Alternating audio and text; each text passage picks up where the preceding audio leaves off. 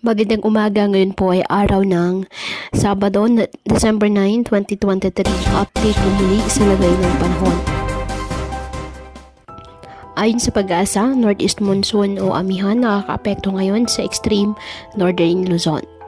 Wala naman pong bagyo o low pressure area na minomonitor sa loob ng ating PAR na maaaring makaapekto sa ating bansa.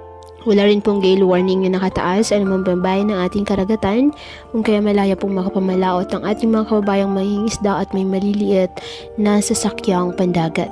Ngayong araw dahil sa amihan ang Batanes at Babuyan Islands sa sana maulap na kalangitan na may mahihinang pag-ulan.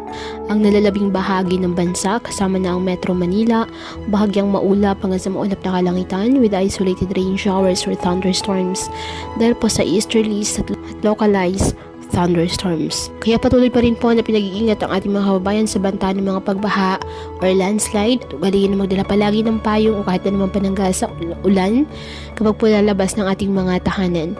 At yan po muna ang update sa lagay ng panahon ngayong araw. Muli patuloy po tayo na mag-iingat at palaging tandaan, God loves you. Stay safe and God bless.